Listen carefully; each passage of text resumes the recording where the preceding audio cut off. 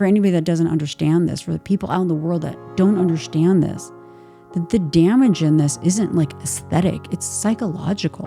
It's like a psychological torture that we go through, and a very, very, very real grieving process. Now let's check to see that my wig looks okay. Okay. And the sounds okay? Okay, that's still working. Now we gotta see if my wig is working. Is my life working? I now have a shaved head, and this is, of course, a lace front wig. Whole is what I had, whole is what I grew up with, and whole is what I lost in the process of my hair loss. So if you've ever walked out of a doctor's office feeling more broken than you walked in, this video might be for you. If you've ever felt extremely invalidated by a friend, by somebody saying it's just hair or you're being dramatic, this video might be for you. And today, I do want to talk about something that isn't often addressed in hair loss conversation, and that is the gaslighting. It's the way we're dismissed by professionals, by loved ones, and sometimes, worst of all, by even ourselves.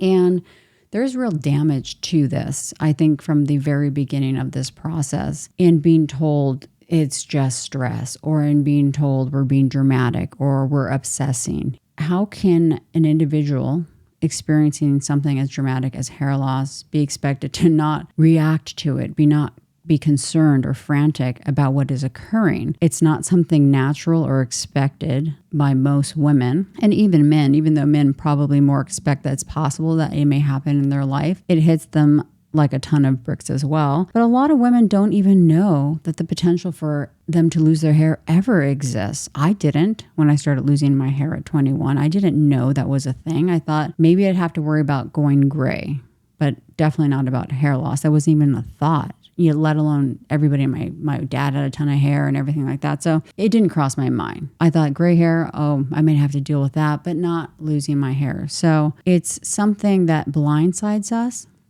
It strips us of our identity, our sense of self, our self-confidence, and oftentimes our ability to actually function in this world. Being told that it's just stress, or it's aging, or it's natural, or at least it's not cancer. So I made that video, went to the store, I'm headed home, and I wanted to add something on the heels of related to the, when people say, at least it's not cancer. I've shared this before, but early on when I started my site, I was emailed by a lady. It was like within the first couple of years, so maybe around 2009, emailed by a woman that told me she was older. I realized she was either in her late 60s or 70s. I just remember she was older. Of course, I'm older now, so it's all kind of relative now, so I don't really know. But she was older, and she said, I don't really know her exact age, to be honest with you. I just remember thinking she was older. That she was a 5-time cancer survivor.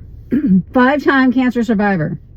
And the hair loss she was experiencing now, the cancer was in her past. This hair loss now came out of the blue, not associated with that, was worse than any of the times that she had cancer and any of the times she lost her hair due to cancer. And that deserves a long pause and reflection from everybody that wants to tell somebody, at least it's not cancer. And it should be validation for the person that's watching this, that you are entitled to your feelings. You are entitled to your feelings on this. That isn't the only person, because I've shared this story before, and other women have told me they also had cancer. Time passes. Now they're later in life, and they're losing their hair for a different reason. Whether it's, a lot of times it's female pattern baldness, that it is worse. It's worse for them. Now, this is not necessarily the case for every single person, obviously, but it is the case for some women who have had cancer and later lose their hair due to female pattern baldness and are feeling this way, well, this is worse than the cancer. This is real. This is not being made up. 100% real. That lady emailed me a million years ago, and subsequently, when I've told this story, people have told me they also relate to that because they had cancer, and this was worse when they got, female pattern baldness later in life. I wanted to share that because too often people want to dismiss our pain because it's not some greater pain, that people in the world have it worse in some, degree or another. And that's always going to be true. Yes, that's always going to be true. But that doesn't negate what we are going through. That doesn't negate our feelings. That doesn't negate our loss at all, whatsoever. Please, please, please remember that. And I interrupted my little video flow here that's disjointed anyway to add that because I think that is important. Yes, back to the video. None of these comments are helpful. Nobody has ever been shamed into healing. I don't think that's actually a thing, though sometimes I feel that's what people end up doing to us. They're like trying to shame us for making us feel bad for caring about losing a part of ourselves. And I believe in order to heal within this process, we have to acknowledge our pain.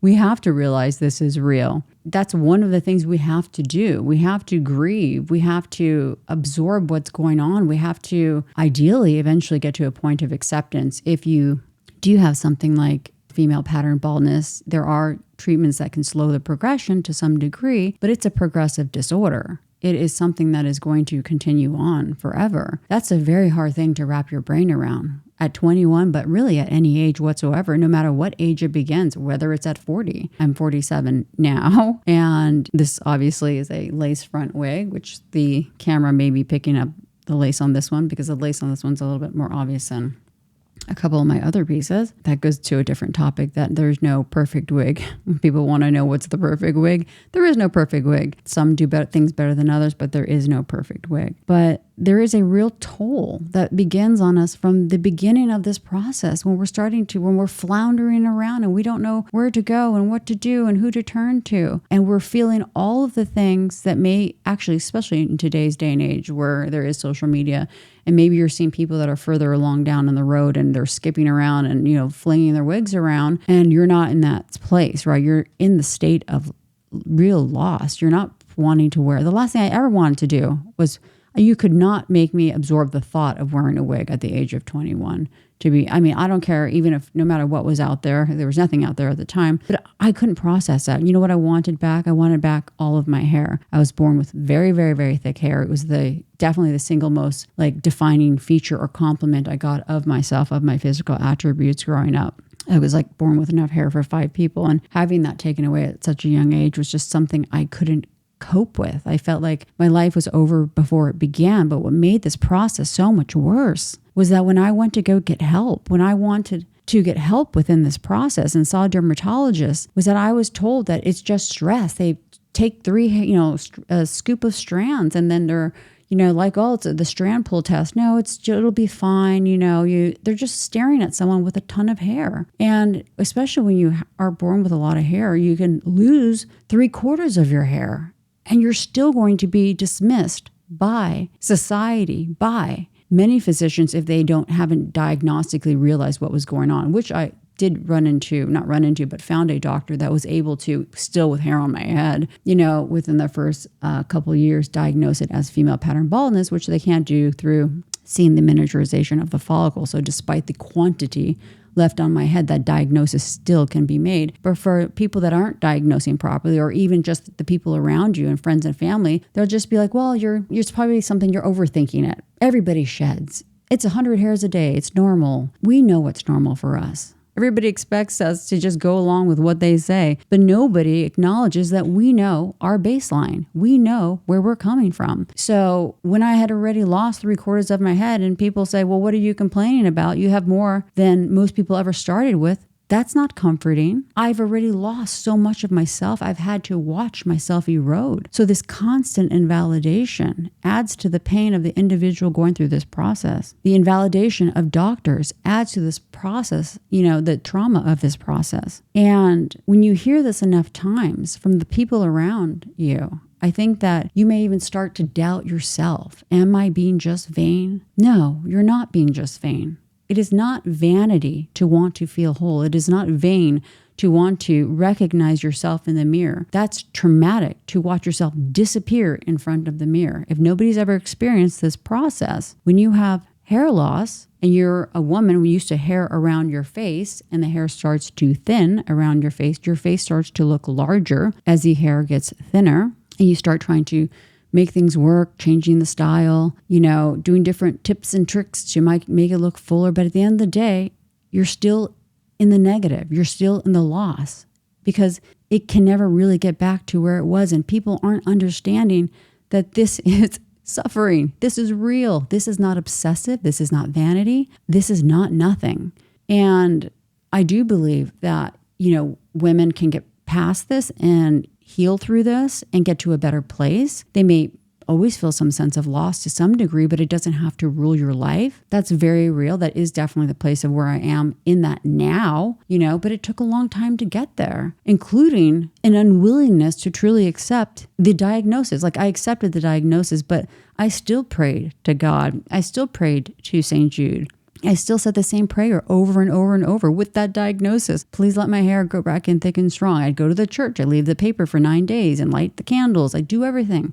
Anything. I couldn't. The diagnosis is the diagnosis, but you're still wanting divine intervention because it is impossible to accept that this will be my reality beginning at the age of 21. And honestly, it would take over a decade for myself to get to a better place because I don't want to make this video really about that, and I've talked about it before, but it would take over a decade. And, it was around 34 when I started wearing wigs, and that's when I cut my hair very short to like a very short haircut, shaved back with a longer front to blend with my close front wigs. I now have a shaved head, and this is, of course, a lace front wig. But that was kind of the first gateway towards my acceptance and realizing that I could have some control in this process. But I was internally fighting this. And then the world was externally fighting me in this process when I would want to, at least initially, be understood. I stopped talking about it in reference to it affecting me pretty early on because I think that the constant invalidation was harming me. And I did eventually find a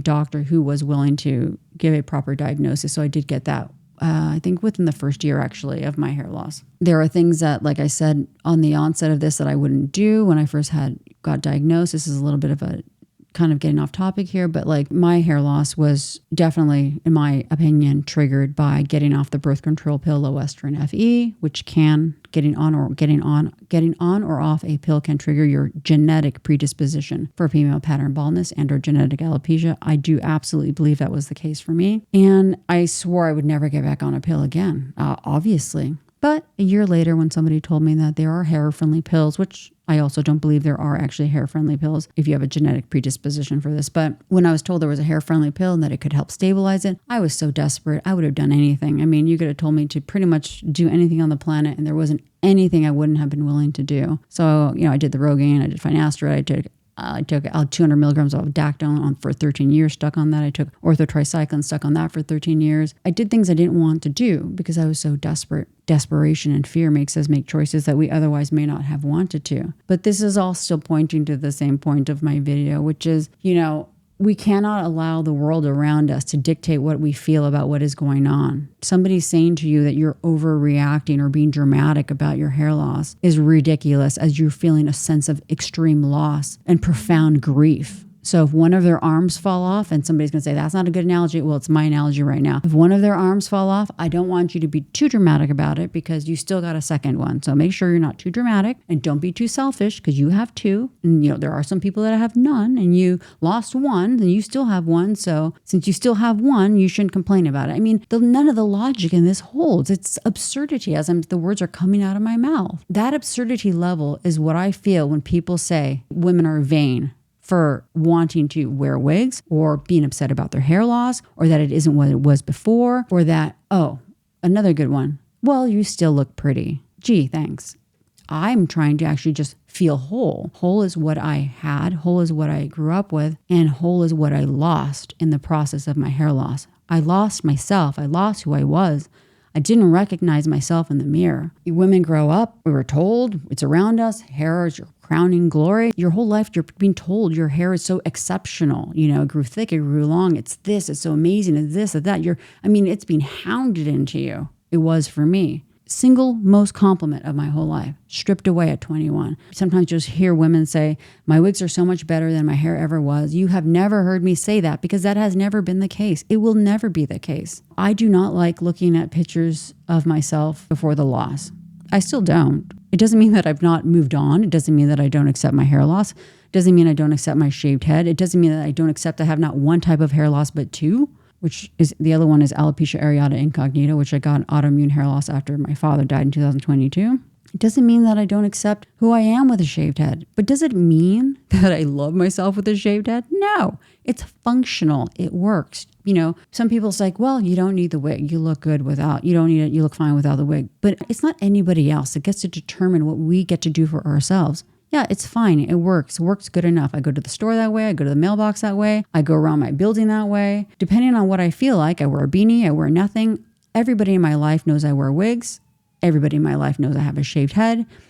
Long ago, I've ripped this Band-Aid off to not live under the thumb of hair loss, not live under the thumb of people having to know that this is a secret for me. And that is liberating. And it's not for everybody. But don't mistake that for thinking that I love the way I look with a shaved head. It's not that I don't love myself as a person. It's just that that's not my preference. I'd rather see myself with hair. It's also not convenient to always be wearing a wig, so I don't always wear a wig. And I accept it for what it was. I went to go get the mail the other day, and I left the house, and I, walking by the glare of a store, I should be aware that I'm not wearing hair, but I kind of wasn't paying attention to that day. And I was like, oh. It was just oh, there I am, shaved head, I'm not embarrassed of it, but I shaved my head May of 2023. If you think I've adjusted to that's the look, I have not. It's still not what even I had known since when I had a short haircut since 2012.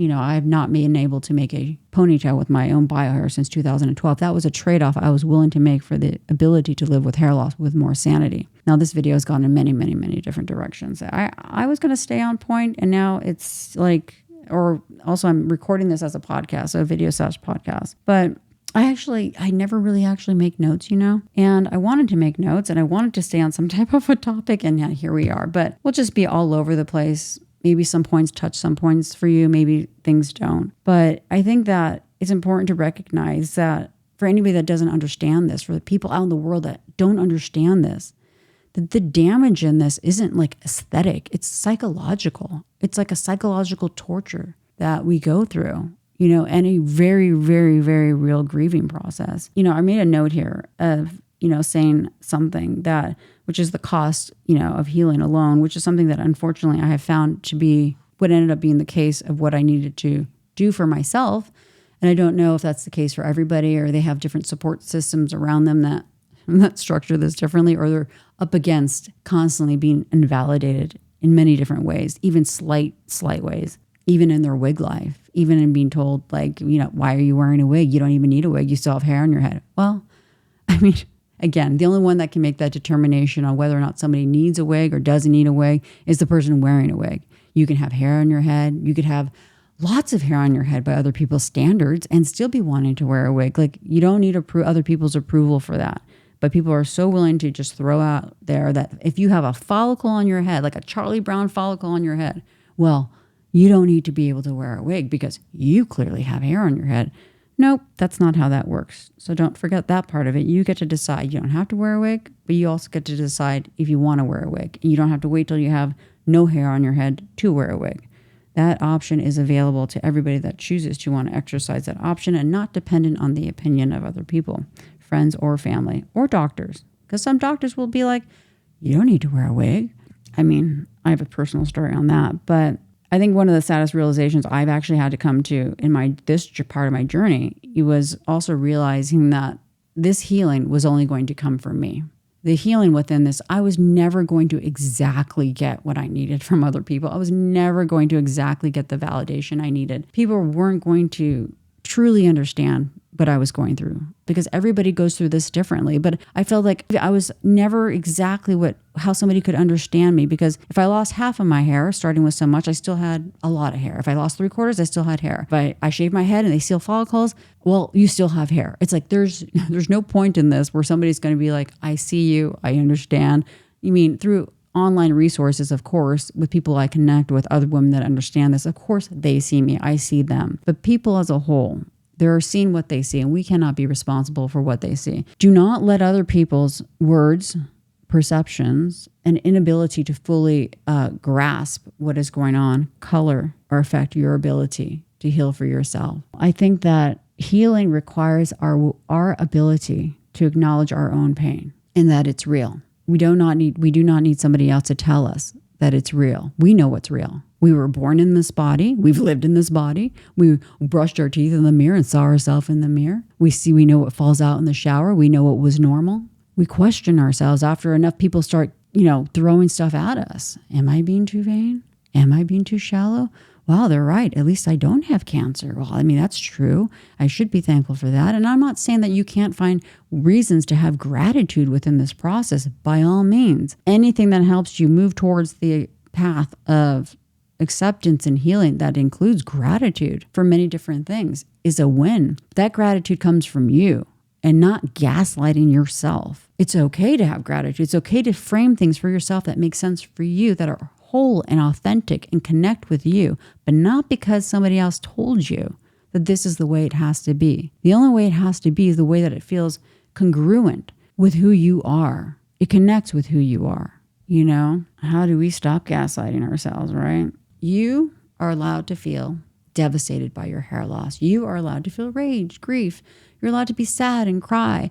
You're allowed to feel everything that you feel. Like that in and of itself doesn't solve it, but I think that our emotions are part of this process. And someone trying to trample them or amputate them or lessen them creates more trauma. We don't need any more trauma. We're already losing a part of ourselves. We don't need that convoluted. You're allowed to say to yourself that I'm not being dramatic, but I'm being dismissed. How do we anti-gaslight ourselves? And you don't have to explain your pain to anybody for your pain to actually be valid. You can talk about it. You don't have to talk about it. You can connect with other people if it helps. You don't have to connect with other people if it doesn't help. You can wear wigs.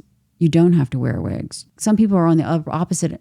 People can react two ways. Well, why don't you just get a wig? Well, if you're not in the place where you don't want to get a wig, that's not helpful. Then some people want to get wigs. And the people around them are like, why are you wearing a wig? You don't need a wig. Again, there are so many different angles of this that can drive a person mad when a person's already suffering so much, suffering so much within this process. I think being dismissed or being gaslit within your own hair loss, it doesn't just make you feel crazy. It makes you question your right to feel what you feel and to take up space within this, something that's extremely traumatic. And your grief is real. Your story is real. And the fact of the matter is you're not alone. Even if it feels like you are, you're not alone. There are others out there. There's me, there's other people. In and of itself, I know that's not going to entirely heal everything, but I have found for sure that there is healing in connection with other people that are going through this. That I will say is a for sure thing. That was one of the bigger healing things that occurred before I started being able to wear wigs and try find acceptance, was within community, was within connecting with other women that did understand, what I was going through. So this became kind of an all over the place video, and I haven't made a video in a while. And I was going to make it structured, and it didn't come out structured. And so now it's just all over the place. Definitely, I think, it would be great if the people that are watching this can share their own dismissal stories in the comments so that other women can read and relate to what you've been through. Because like I said, there is healing in that, to realize, hey, it wasn't just me. And as always, I'm here to, bear witness to your story. And as I know that you have done for mine. And nothing about hair loss has ever really been easy to me. No stage of this process has ever been easy. But I can tell you this, and now I feel half bad that this video ended up being a bit disjointed. But I showed up here just to share what I share. But I will say this, for whoever made it this far, I'm someone that never thought that I could live a life with hair loss. Definitely someone that thought my life was over before it began in dealing with this. I think when I have communicated with women with hair loss, I have found that, there is a spectrum of some people accept super fast and some people don't accept for, 40 years. And there's this, kind of wide spectrum of, ranges there.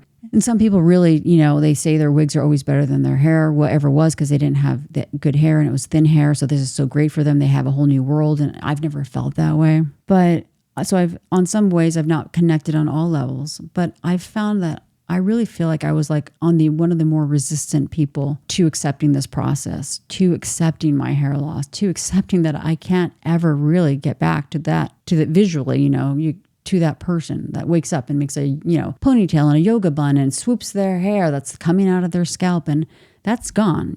I had a very hard time. I wrestled with that for a long time. There are women that move much quicker through this process. I mean, much quicker. I struggle with this. I was tormented by this. And I mean tormented. And I was convinced there's just no way. There was no wig. There was no acceptance. There was no nothing. This was not going to happen. But it did. But it took a long time for me. It's not that it will take a long time for you. I just don't think there's a timeline to your pain and to your acceptance and to what you do in your journey. But it took me a long time. It took me over a decade to, really move the needle on true acceptance, and then move the needle further on telling people about my hair loss, and, then wearing wigs and sharing that part with the entire world, not just online, but people in real life, and removing my wigs in public and doing crazy stuff and telling everybody, because that was just one of the ways I learned to accept the whole wig thing along in this process, was just becoming the oversharer, just ripping that Band-Aid off 1,000 times to the point that that muscle reflex was so strong. And I realized people around me it didn't bother them. If I didn't show that it bothered me, it didn't bother them. And so I got confidence in that.